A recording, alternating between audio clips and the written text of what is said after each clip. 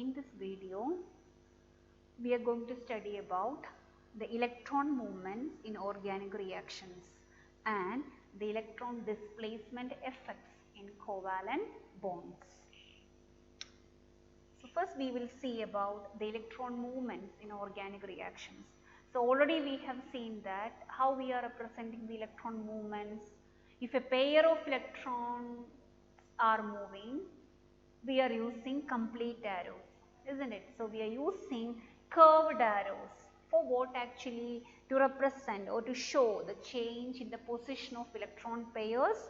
We use curved arrows, and from where this arrow is starting and where this arrow is ending, the arrow starts from the point where the electron pair is shifted, or from the atom from which the electron pair is shifting, and it ends at a location to which the electron pair or the electrons may move, or the arrow will be pointing on the atom on the location to which the electron pairs are shifting or moving.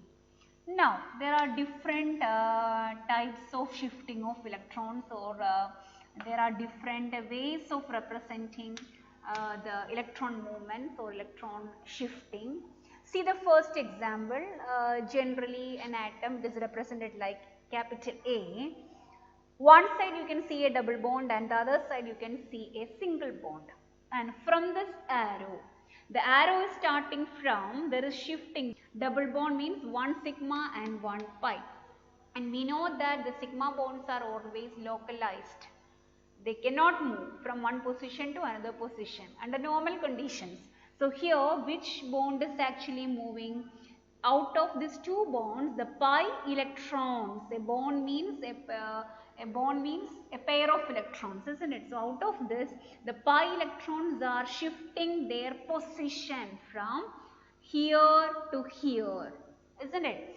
So, what will be the new structure of the covalent bond? There is no change in the atom A.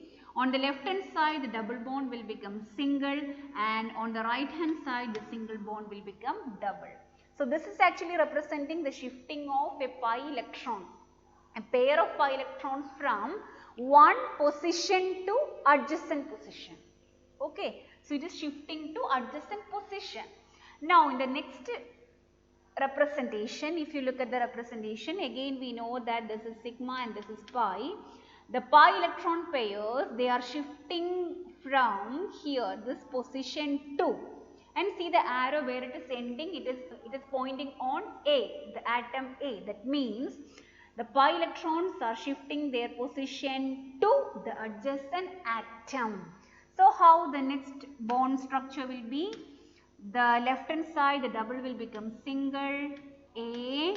On the right hand side, the single will remain as single itself, but on atom A, it is getting a pair of electrons, isn't it? Or we can say that it is getting a negative charge. Okay, if a pair of electrons is shifting to a particular atom, that atom will be getting a pair of electron, means it is getting negative charge. Both together no need to represent, just to understand I have represented both together.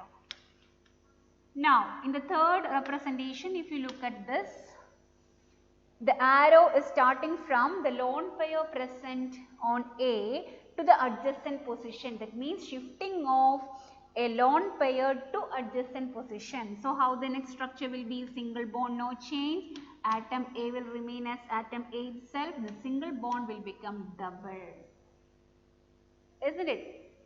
So, this is about the different representations of, or different types of shifting of electron pairs and the representations. Okay. Now, based on this, there is a question to write the products of the following. Look at the first question, OH minus plus CH3Br is given. Now, see the arrows given. OH minus, minus means we know that it is a pair of electrons. OH minus, this negative charge or this pair of electron is moving towards carbon atom. And see what happens to bromine here. Bromine is going with this pair of electrons. So what happens to bromine first, that we can write first. Bromine is going with this pair of electrons, so it will become Br minus. With a pair of electrons it is going. Now there is no bond between this carbon and bromine. Now there is a new bond formation. This carbon will be taking this pair of electrons and it forms a new bond with this oxygen. See how the new bond formation, by utilizing this negative charge or a pair of electrons, it forms a new bond with this carbon or with oxygen. Okay, that is about the products. Now in the second example, if you look at the second one, you can see that this oxygen, this pair of this bond pair is moving to oxygen. So what it will become first? CH3, CH2, oxygen. Already it has two lone pairs. Now when this single bond shifts towards oxygen, it is getting another negative charge and another pair of electrons. Now there is no bond between this oxygen and hydrogen. If oxygen is taking this bond pair, hydrogen will go as H plus, isn't it? It is going as H plus, and H plus when it combines with this oxygen, it already has two hydrogen and it will become H3O plus, isn't it? So this is about the products forming. Now next topic is actually about the electron displacement effects. A very important topic coming in organic chemistry. Which are the electron displacement effects? So actually there are two main types of electron displacement effects. Temporary effects are there as well as permanent effects are there. So first we will see the two types are permanent electron displacement effects and temporary electron displacement effects. So first we will see what is meant by permanent electron displacement effects. This mainly happens due to the presence of atoms or group of atoms, atom or group of atoms present within the molecule. So due to the presence of the atom or group of atoms present within the molecule, if there is any polarization in a molecule, such polarization will be known as permanent electron displacement effects. So the electron displacement effects due to the atom or group of atoms present in the molecule. Okay, present in the molecule cause permanent polarization. And the permanent displacement effects, the examples are inductive effect or I effect, then hyperconjugation, then resonance effect or R effect. One by one we will see in detail. Okay. Now the second type of electron displacement effect is temporary electron displacement effect. Temporary means not constant. So this will happen only in the presence of attacking reagents. We know which are the attacking reagents. Yes, nucleophiles and electrophiles, isn't it? So only in presence of, it is not due to the atom or group of atoms present within the molecule, due to the presence of some other species from outside. Okay, that means attacking reagents. Only in presence of attacking reagents there will be temporary electron displacement effect. That means in the absence of attacking reagents there is no effect. So that is why it is known as temporary electron displacement effects. So the electron displacement in presence of an attacking reagent only, actually attacking reagent only cause temporary polarization or temporary electron displacement effects. And only one example for the temporary effect that we have to study here is electromeric effect or E effect. So first we will see, here only we have one effect to study. So we will study the temporary electron displacement first. That is, the example is electromeric effect or E effect. It is very simple. So already we have seen that it is a temporary effect and it mainly happens in compounds containing multiple bonds. Multiple bonds means what? Containing double or triple bond. Show this effect, and already we said that this effect or temporary effects will happen only in presence of attacking reagents. So remember, these are the effects exhibited by only the organic compounds containing double bonds or triple bonds only in presence of attacking reagents. Now, It is defined as, how we can define this electromeric effect is, it is defined as the complete transfer of a shared pair of pi electrons. It is a transfer of pi electrons to one of the atoms joined by a multiple bond on demand of the attacking reagent, because we know that the double bond or triple bond will be between two atoms, isn't it? So, in presence of an attacking reagent, what happens? This double bond means 1 sigma and 1 pi. So, in presence of an attacking reagent, this pi bond will be shifting towards any one of this atom. Okay, and so that is a definition for electromeric effect or E effect. So, the complete transfer of pi electrons to one of the bonded atoms on demand of an attacking reagent. Then now there are two types of electromeric effect, that is plus E effect or positive electromeric effect and minus E effect or negative electromeric effect. So, first we will see what is meant by positive electromeric effect or plus E effect. Look at this example. A carbon-carbon double bond is given. No need to mark the other groups because they don't have any significance here. We have to see only the double bond between two carbon atoms. Now, here we have the attacking reagent as H+. Since it is a positively charged species, what type of attacking reagent it is?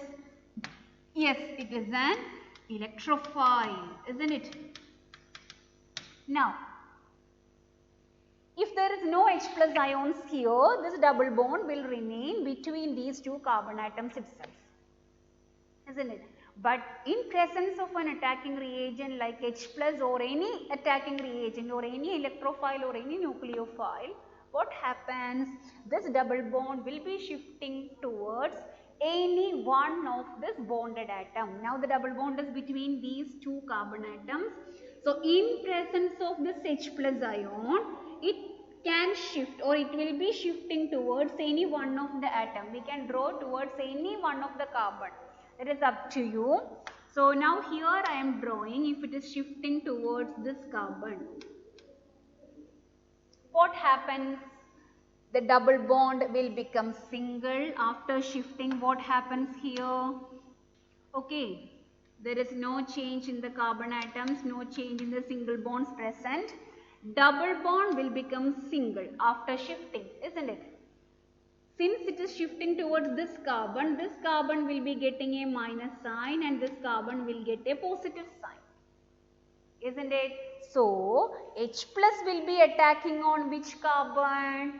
Yes, so I am going to mark that this H+ will attack on the same carbon, because when this pi electrons, when they are shifting towards this carbon will be getting a negative charge, isn't it? So, H+ being positively charged, it will be attacking on negative center. Which is a negative center here? The same carbon.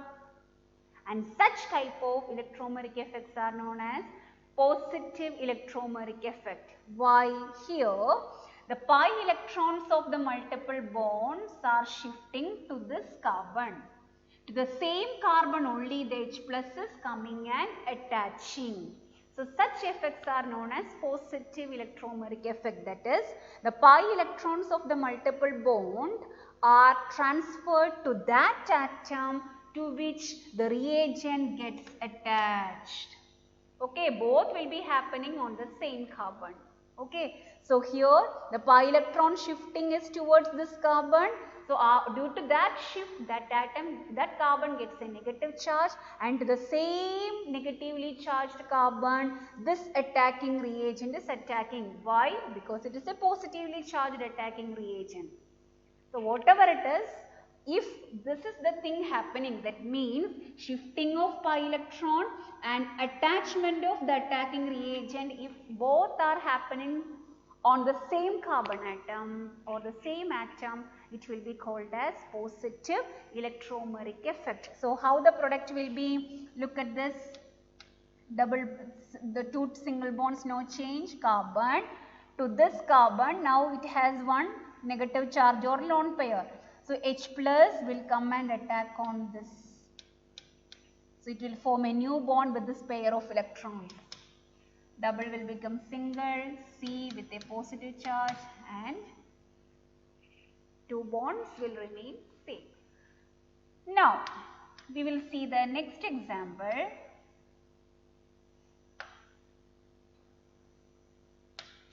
Here, again one carbon-carbon multiple bond is shown.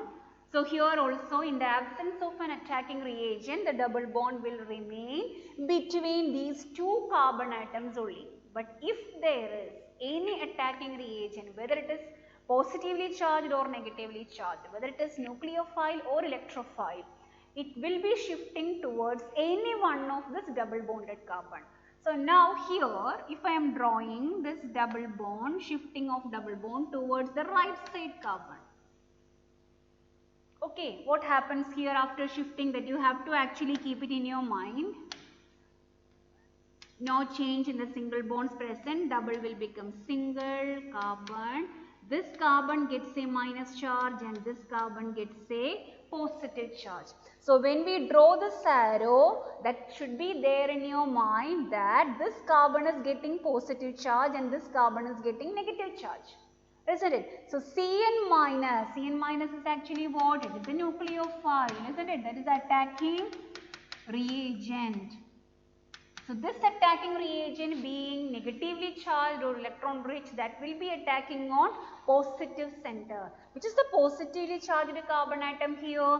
These pi electrons are shifting towards this carbon, isn't it? So, this is negative and this is positive. So, Cn minus will be attacking on which carbon? Here only. So, here the shifting of pi electron is towards this carbon, but the attacking reagent is attaching on the other carbon, and such type of electromeric effects are known as minus E effect or negative electromeric effect. That is, the pi electrons of the multiple bond are shifted to that atom. Here the pi electrons are shifted to this carbon, to that atom to which the attacking reagent is not getting attached. That means attacking reagent will be attaching to one atom and the pi electrons will be shifted to the other atom. And such type of electromeric effects are known as minus E effects or negative electromeric effects. So, remember that it is the only temporary effect that we have to study here. Okay.